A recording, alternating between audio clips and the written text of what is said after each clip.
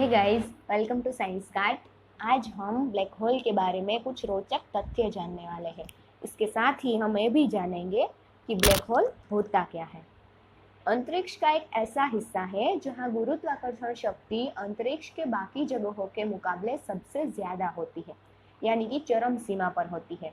इस गुरुत्वाकर्षण की शक्ति की तीव्रता इतनी ज्यादा होती है कि इससे ब्रह्मांड की कोई भी वस्तु, यहाँ तक कि प्रकाश भी निकल नहीं पाती। इसे हम ब्लैक होल कहते हैं। नॉर्मली तौर पर देखें तो ब्लैक होल के तथ्यों के बारे में सोचना सबसे पहले ब्रिटिश वैज्ञानिक जॉन मिशेल ने किया था। 1784 में उन्होंने सबसे पहले ब्लैक होल के बारे में जिक्र किया था। इसके साथ ही उनका कहना था कि अगर किसी भी वस्तु का घनत्व सूर्य के समान हो जाए और इसका अर्ध व्यास सूर्य के व्यास के मुकाबले 1500 के अनुपात हो जाए तो वह वस्तु अंतरिक्ष में ब्लैक होल बन जाती है।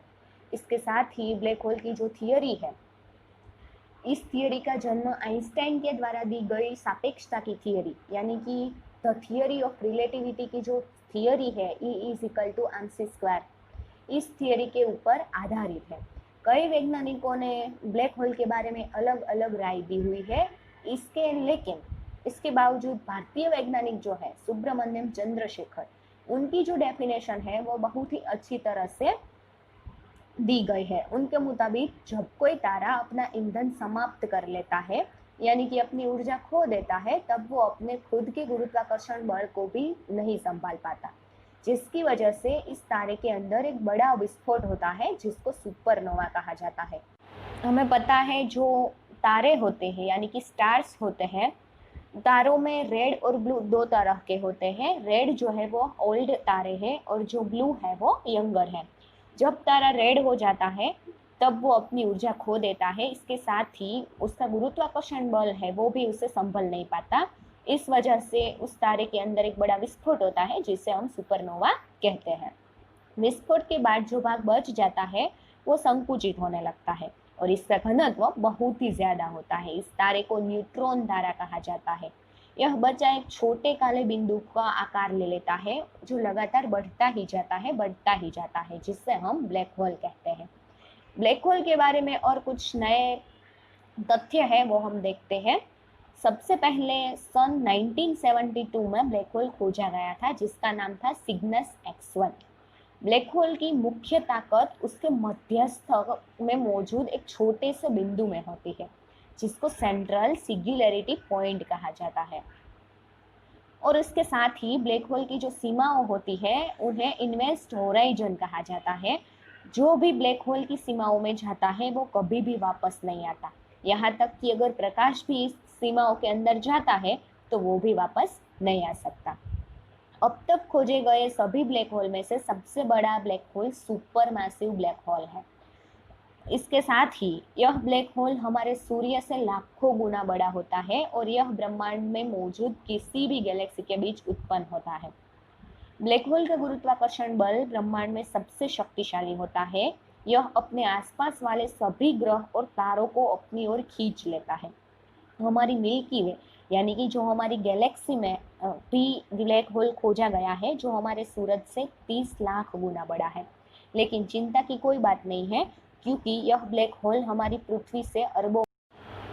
आइंस्टाइन के मुताबिक अगर कोई भी इंसान ब्लैक होल में गिर जाता है तो उनके लिए यह बेहद ही खराब अनुभव होगा क्योंकि इंसान कभी भी वहां से बाहर निकल नहीं पाएगा। इसके साथ ही वह लगातार नीचे गिरता जाएगा और पल ही में उसका शरीर खत्म हो जाएगा।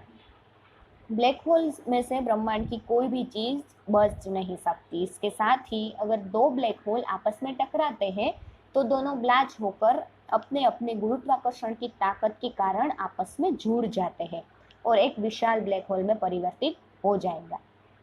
जब भी कोई अवकाशीय पिंड ब्लैक होल की ओर खींचा आता है तब उसके घर्षण की वजह से इस पिंड के सारे अणु बिखर जाते हैं, जिसकी वजह से काफी शोर होता है। ताज्जुब की बात यह है कि बिखरे हुए अणुओं को भी ब्लैक होल में अपनी सीमाओं से बाहर नहीं जाने देगा। जो अणु बिखर गया है उस बिखरे हुए अणु को भी ब्लैक होल अपनी सीमाओं से बाहर नहीं जाने देगा। ब्लैक होल के अंदर कोई भी भौतिक विज्ञान के नियम काम नहीं करते क्योंकि इसी वजह से वहां समय और अंतरिक्ष की कोई वर्चस्व नहीं है। जब भी कोई विशाल तारा अपने अंत की ओर पहुंचता है तो वो धीरे धीरे सुपरनोवा बन जाता है और एक विस्फोट के साथ ही खत्म हो जाता है, जो बाद में ब्लैक होल में रूपांतरित हो जाता है। विज्ञान आज लगातार ब्लैक होल पर नजर रखे हुए है, क्योंकि वो ब्लैक होल की ऊर्जा का इस्तेमाल करना चाहते हैं, क्योंकि ब्लैक होल जो है उसमें बहुत ढेर सारी ऊर्जा हमें प्राप्त हो सकती है। इसलिए वैज्ञानिक लगातार ब्लैक होल पर नजर रखे हुए हैं। अगर वैज्ञानिकों इस बाबत में कामयाब रह गए वैज्ञानिक इस बाबत में कामयाब रह गए तो भविष्य में हम टाइम ट्रैवलिंग भी कर सकेंगे। इसके साथ ही ब्लैक होल की और माहिती हम नेक्स्ट वीडियो में देखेंगे। Thank you.